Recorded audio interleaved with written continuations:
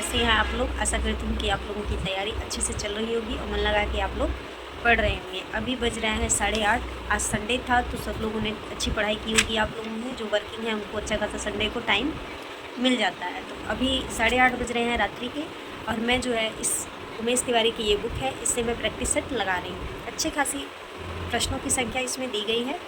मुझे तो अच्छी खासी ठीक बुक लगी थी। अगर आप लोग साहित्य पढ़ते हैं तो साहित्य पढ़ने वालों के लिए ठीक है, प्रैक्टिस सेट है अगर आप लगाना चाहें तो।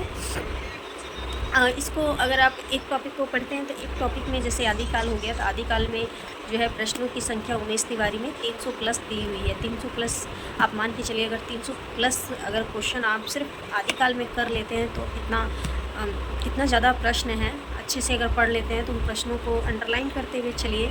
जो प्रश्न आपको नहीं आ रहा है, जो आपको गलत हो रहा है, उसको एक रफ कॉपी अपने पास रखिए। पढ़ने का यही तरीका है, उन रफ कॉपी में आप उन प्रश्नों को लिखते हुए चलिए। और आप जब प्रैक्टिस सेट लगाते हैं तो पूरा उसमें पेन से ना टिक मत लगाइए।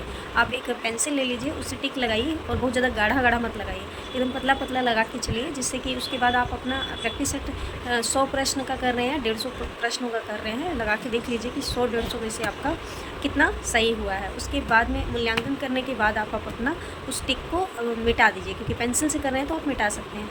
मिटाने के बाद आप दोबारा से कभी जैसे हफ्ते भर बाद आप दोबारा से उसको रिवीजन कर रहे हैं तो उसको दोबारा से आप प्रैक्टिस सेट लगाइए। ये लगाने का सबसे बेस्ट तरीका होता है 1-2 बार हम इस दोबारा से भी उन प्रश्नों को रिवीजन कर सकते हैं। ऐसा नहीं है कि आप एक बार आदिकाल का प्रश्न लगा लिया तो आप दोबारा उसको मत लगाइए। नहीं, आप मूल्यांकन कीजिए, उसके बाद उसको पेंसिल से लगाइए, जिससे मिटाते हुए चलिए। मेरा तरीका यही है। बाकी आप लोग कैसे करते हैं आप मुझे कमेंट करके ज़रूर बताएं।